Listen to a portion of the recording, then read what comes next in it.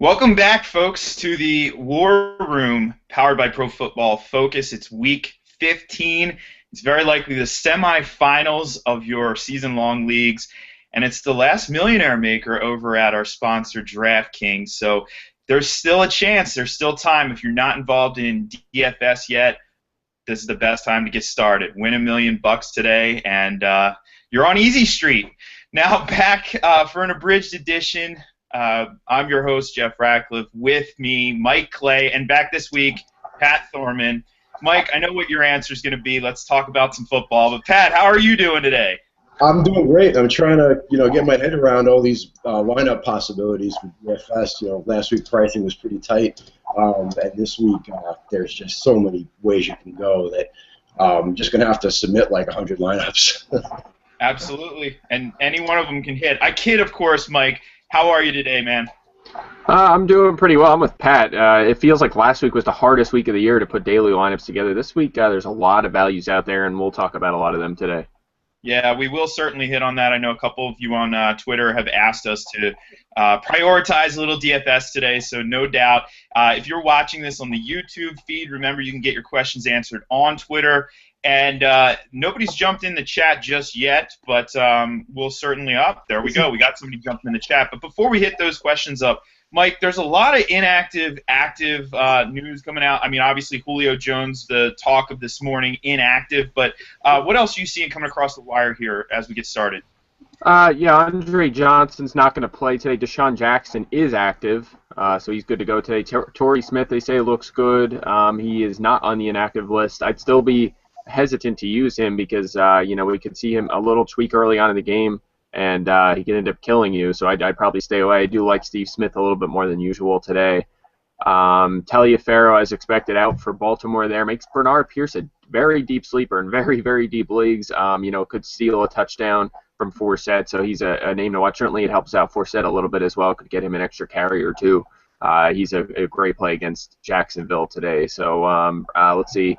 Highly doubtful Ryan Matthews goes today as well. It's another one to keep in mind. Not a lot of talk about it so far this week, but probably going to be Brandon Oliver, I would imagine, getting bulk of the carries there, but Donald Brown would be busy on passing down. So guys to keep an eye on there.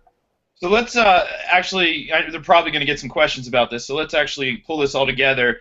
In Atlanta, obviously, with Julio out, what are the implications here for Harry Douglas? And then also in Houston, we're looking at possibly, a dozen or more targets for DeAndre Hopkins. What about Demaryius Johnson for those in super deep leagues needing a flyer, or those who are trying to find a spot play to make that DFS lineup work this week? So what's the fallout in both of these situations, Mike? Yeah, I probably would stay away from Demaryius Johnson. Maybe in deep PPR leagues you could take a flyer there, but it's going to be what we saw last week. Keyshawn Martin and Devier Posey is active today, so those guys will probably rotate on the outside of Andre Johnson, with Johnson Demaryius Johnson staying in the slot there. So again, this is a very run-heavy offense. We've talked about that in the past. But of course Garrett Graham's out. They don't throw to the tight end, so you have to imagine Foster and Hopkins are going to be busy. I don't think I'd start anyone else. Very deep leagues, if you're desperate, you could take a flyer on a Martin or Posey, but we don't know really which of those guys is going to be on the field. So it's really a situation to avoid. In Atlanta, I think Roddy White, he's not 100%. That's a little bit of a concern, but there's no Tony Gonzalez in this offense anymore. They have to get the ball to somebody. Roddy White figures to be busy like he was down the stretch last year. Remember, Julio Jones missed a good portion of the second half last season. Roddy White was right around 30% of the targets over the last couple weeks of the season, so he's going to be busy. He's a borderline wide receiver one. And Harry Douglas is the name to watch here. He doesn't score a lot of touchdowns throughout his career. He's seen more end zone targets than he has in the past this year, but he was 12th in the league in targets when when Julio was out last season and Roddy White was active. And keep in mind, that's with Tony Gonzalez there too. So.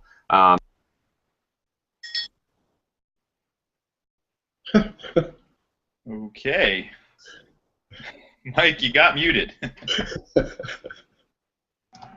All right, where'd I get cut off? Roddy White, I guess so. Roddy White, borderline wide receiver one. Harry Douglas is a strong wide receiver three. There we go.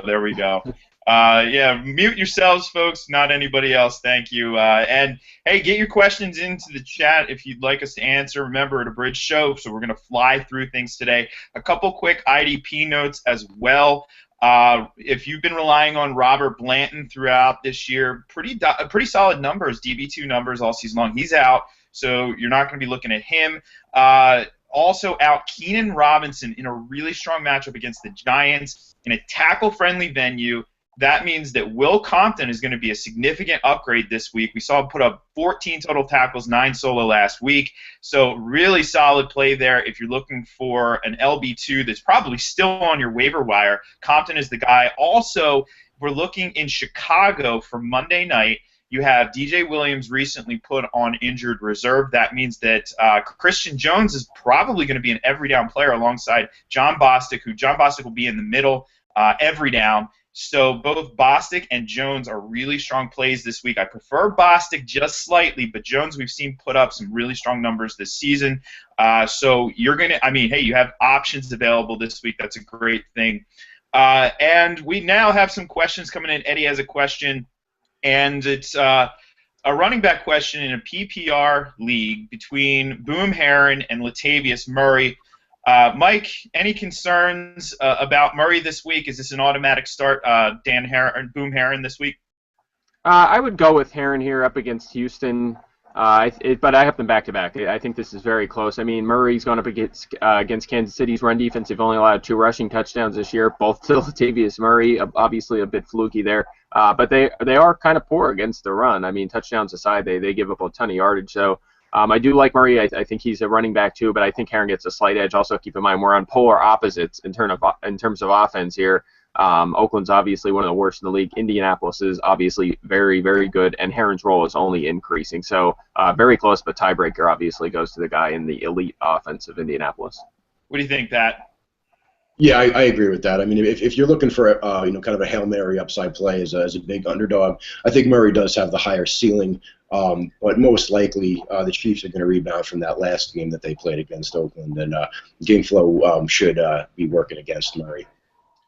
Yeah, I do agree. Obviously you love Murray's ceiling, but this is one of those weeks where you almost kind of want to make sure you're putting in the safer lineup in a lot of cases. I was talking to Pat about this before the show, trying to make my own decisions, and as much as you love that Boom, and no pun intended there, you kind of go with the other Boom in this case. Jermaine Gresham inactive this week, just coming across here too. And by the way, I forgot to mention the Miami situation. Both Jelani Jenkins and Koomisi are inactive this week.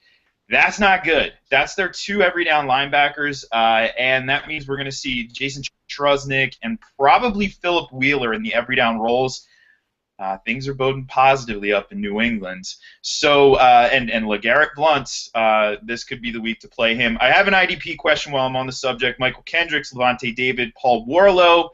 I'm guessing I'm picking one of those 3. It's obvious. It's Levante David. Yes, I know you're concerned over last week. Concussion, though, it had nothing to do with the previous injury. It was kind of flukish, to be honest.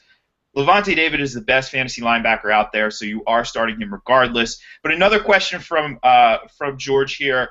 Mike Evans, Kelvin Benjamin, or Marquess Wilson, who obviously gets the upgrade, Mike, this week, in a half-point PPR, are you just sticking with Evans here, or is there any chance you might consider Benjamin? And you're muted again.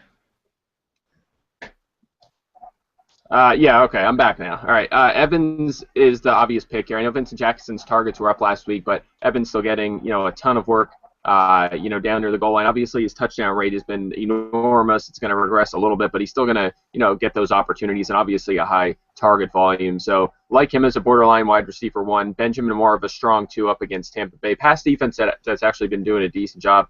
And just to touch on Wilson, I do like him a lot. I think he is a strong wide receiver 3 play. Obviously not the category of Evans or Benjamin, but I do like him a lot. Gotta like him across the board. 3,000 on DraftKings, 4,500 on FanDuel, so really strong play there. Pat, any chance you're going away from Evans here? No, I'm sticking with Evans for sure. Carolina's pass D is showing a little bit better. They got rid of Kason, which is a good thing, but I'm still sticking with Evans. And Benjamin, he's a good play, but everyone's kind of stuck on Derek Anderson's first start of the year, which was surprisingly good. But 7 years before that says he's not a good quarterback. Except for that 1 year, right? But yeah, I agree. You almost can't go away from Evans here. But Wilson, a really sneaky play in deeper leagues if you manage to grab him, and in DFS this week. What's up with Eddie Lacy, Mike? Yeah, sounds like he's going to be extremely limited today, it sounds like. And also he's going up against Buffalo. That's a very tough defense. So this is not an ideal situation. If you have an option, I mean, I know it's going to be very hard to find somebody that is near equal to Eddie Lacy on your bench. But I'd hate to even be using Lacy or Starks today. I'd be nervous about both of those guys. Because if Lacy looks good, he may play a lot, and Starks may sit some.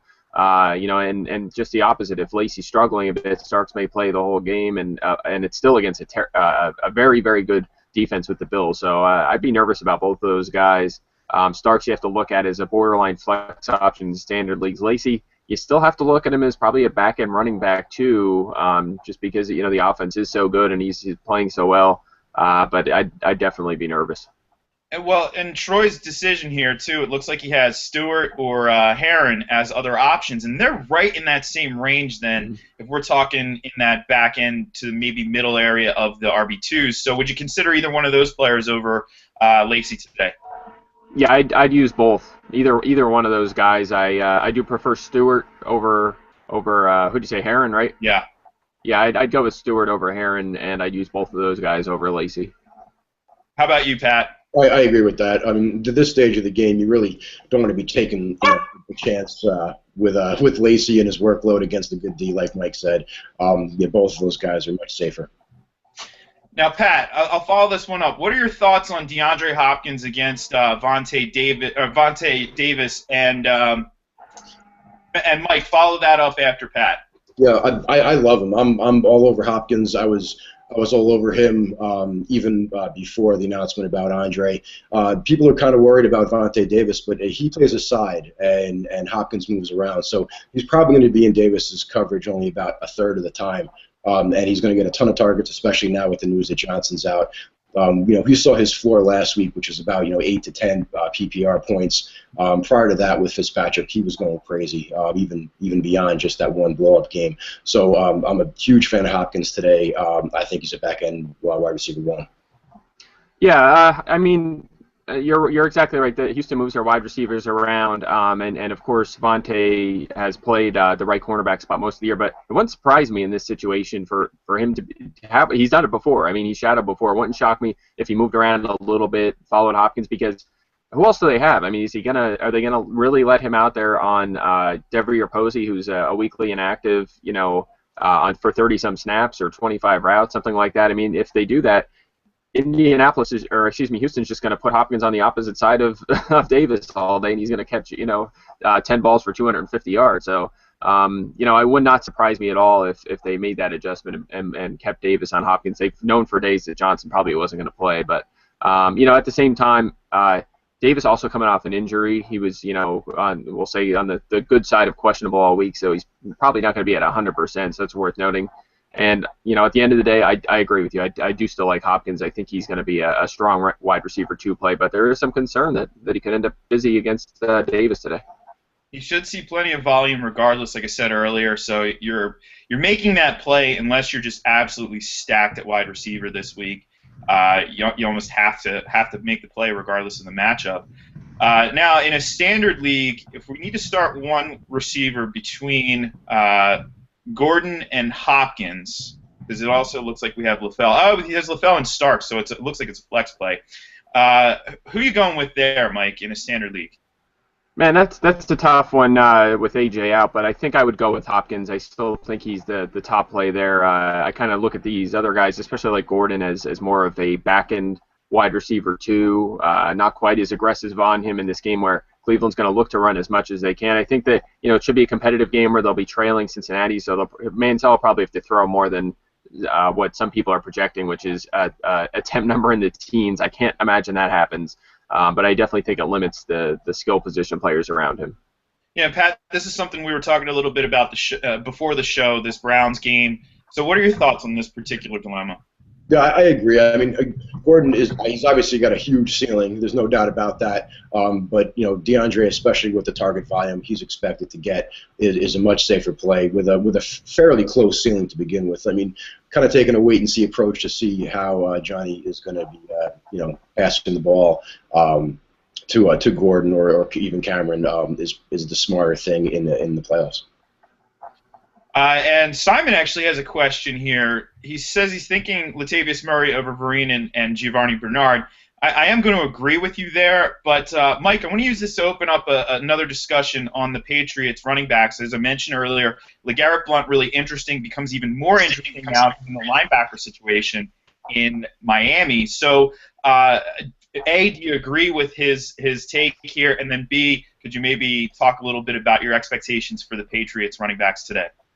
Yeah, who is it? It's you're talking about Blunt? Murray over Vereen and or Bernard. Murray over Vereen or Bernard. Yeah, I would use Murray in that group. We talk about this all the time. Is it a Vereen day? Is it a Blunt day? Is it a Jonas Gray day? This should be a LeGarrette Blount day. I like him a lot. I think he's a running back one option, and he should be in all starting lineups, obviously. Doesn't do a lot as a receiver, obviously. That'll hold him back some, but has a very good chance of scoring a touchdown against Miami and, approaching 25 carries in this game. I really believe that. Miami's defense is very good, but they've been strong as a pass defense. They've been very weak as a run defense lately, so I like Blunt a lot in that game. So that, obviously we've seen in the past that when those between the tackles guys have big games, Vereen doesn't play quite as much, so that knocks him well down my rankings. I think here it makes it very easy to go with Murray.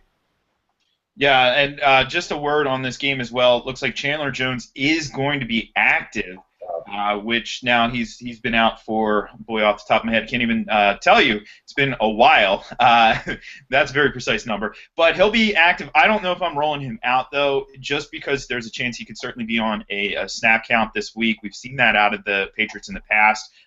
They don't really necessarily need him to play every down. So I would fade him this week if you were considering him in IDP leagues. All right, question from Jim, picking 2 in a PPR. He's got Sammy Watkins, Kenny Stills, Mike Wallace, and Rashad Jennings. And a lot of interesting situations here. Obviously, Stills coming off a disappointing week. The whole team was disappointing last week. Mike Wallace could potentially maybe see Revis, but now it sounds like Landry's going to see Revis in this game. And then Rashad Jennings slated for who knows. What is the workload going to be? So, Mike, what are you doing in this particular dilemma here in a PPR?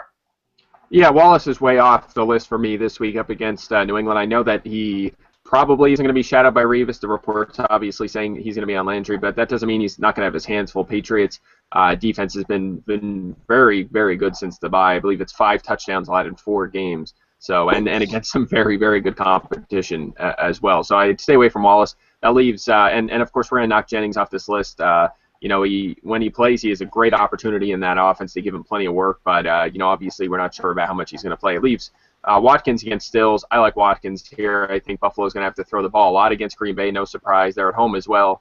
So I'm leaning towards Watkins slightly over Stills, although, Stills has a great matchup, even though they're going into Chicago. Chicago pass defense has been bad, but at the same time, that offense has just been so up and down this year. It's really hard to trust them right now. So I would lean towards the more talented player there with Sammy Watkins. So the second player would be Stills for you there? Oh, it's 2? Oh, yeah, then Watkins and Stills, yep. All right. What about you, Pat? Yeah, I agree with that. Jennings is tempting, especially in PPR, because he will probably have that passing down role, for when he is in there. But at this stage of the game in the playoffs, that's quite a risk to take.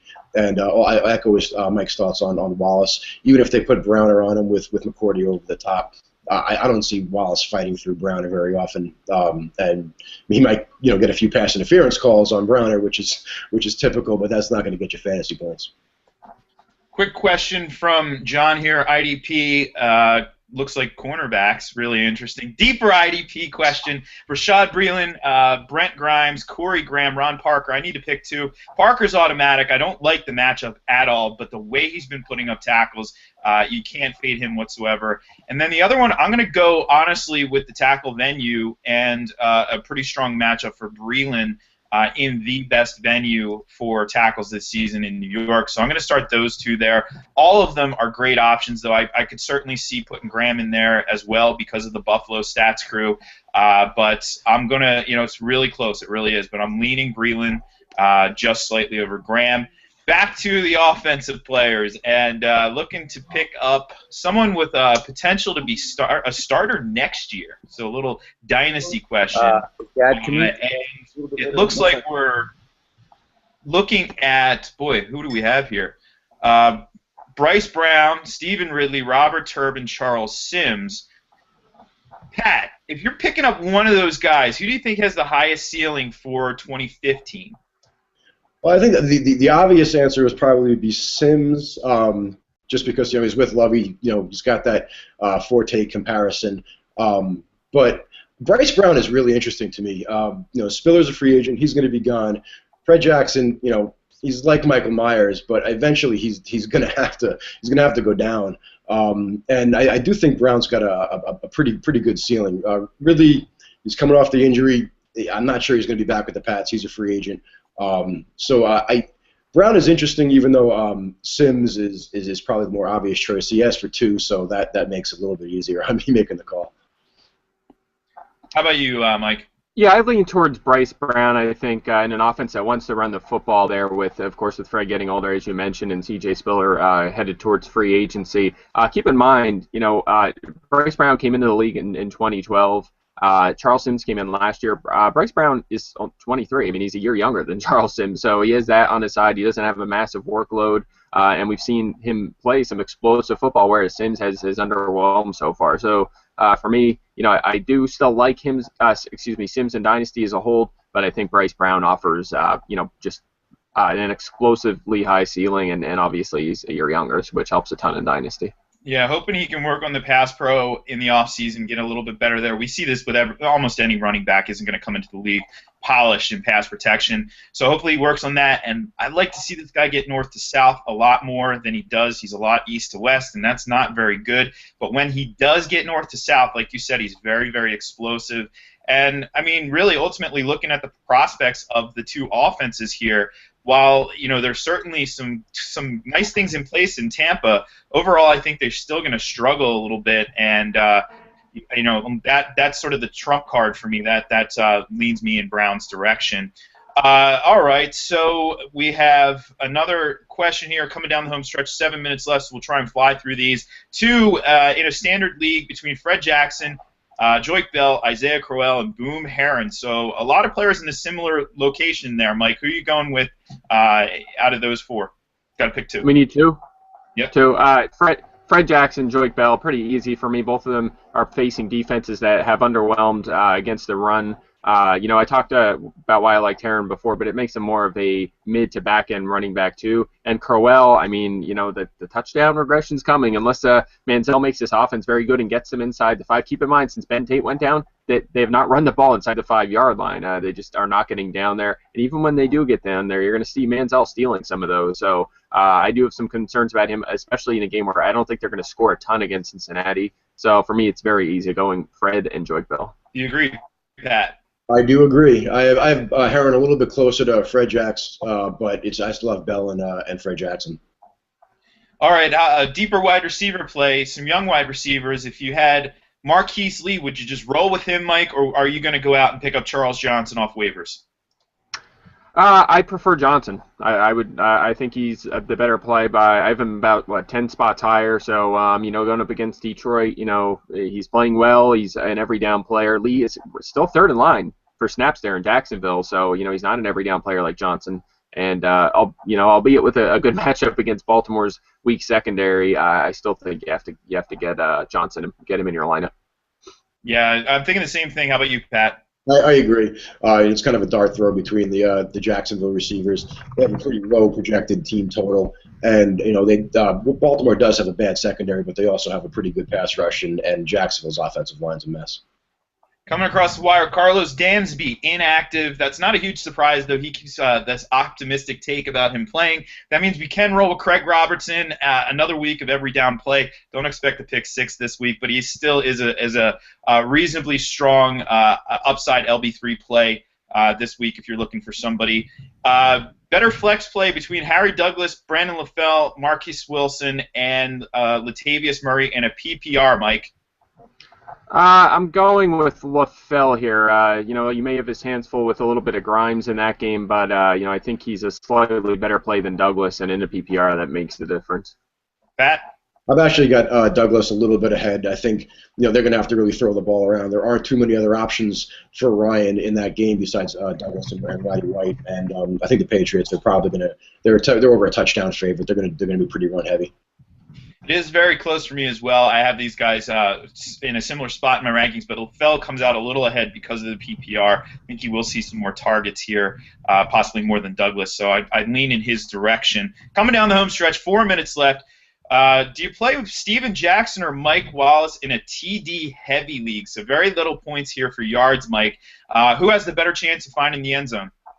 Definitely have to go Steven Jackson, number 12 fantasy running back over the last month or so, which is he's done it very quietly, but he's kind of doing what we expected him to do this year as long as he stayed healthy, and he's providing running back 2 numbers. So I'd go with him in that one against Pittsburgh, and again, Wallace, it's just not a great matchup. I'd stay away. Pat, Macklin or Hopkins in a PPR? I agree, Steven Jackson.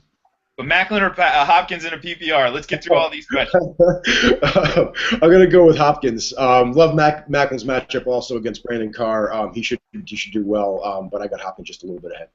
Mike? Hopkins. Hopkins. All right, agreed. A question from Twitter. I promised we would get to this one. Kelvin Benjamin or Josh Gordon? Pat? That's a tough one. I think I'm going to go with Josh Gordon. His ceiling is a little bit higher. I don't trust Derek Anderson to really make Olsen and Benjamin pop. I think they're safe enough, but I'm going with Gordon. I'm actually disagreeing here. I'm going Benjamin. I think the matchup's a little bit easier, and there's just a lot of question marks in that Cleveland offense with Manziel. If they get the lead, they're going to try and go run heavy, although and I'll just, a quick a public service announcement here. Don't believe the Manziel in the teens hype. The game flow is not going to allow that. It's going to probably be a competitive game at the very least. They're going to have to throw the ball probably around 30 or so times. So I wouldn't worry too much about that with Gordon, but I do like Benjamin a little bit more. Keep in mind, number 1 in the NFL in end zone targets. That's going to keep up with Anderson in there. That was my stack of the week this week for FanDuel, Anderson and Kelvin Benjamin. So if you're looking to save some money in some GPPs, it's a risky play, but so was Ryan Fitzpatrick 2 weeks ago, and we made that play, and it paid off pretty big. Streaming a defense, Carolina, Tennessee, Cleveland. For me, this one's pretty obvious. I'm going Carolina against Tampa Bay. Tampa Bay just giving up points in bunches. Yeah, Carolina hasn't been the defense we expected this year, but it's a great matchup. Tennessee can't notch any sacks, so you can't like that. I know a lot of people are on this team heavy this week. I just don't like that matchup whatsoever. And Cleveland, this isn't the same Cincinnati team they played a few weeks back, so I look to fade them. They're hot right now, but I think Carolina's got the most upside. I want to get your guys' thoughts on this real quick. Pat, who are you playing out of those 3? Definitely Carolina, and incidentally, they're only 2,600 on DraftKings. That's a pretty good play for a cheap defense. And you figure the Jets are going to run. They're going to try to run as much as possible, whether it's with Chris Johnson or Ivory. They're not going to give very many opportunities for Tennessee to score fantasy points. Mike? Yeah, I like Tennessee. I mean, I think they're a back-end number 1 defense. I'm sure you guys probably agree, but I'm with you guys. I think Carolina against Tampa Bay is the obvious right play here. I think they're a top 5 option. And that's us ending the show talking about defense. Got to know both sides of the ball, folks. So best of luck to everybody in Week 15. Let's hope to see you all back here in Week 16. Fantasy Championship is coming. Go out and win that $1 million and give us a cut of it this week. So for Pro Football Focus Fantasy, for Mike Clay, for Pat Thorman, I'm Jeff Ratcliffe, and that's a wrap.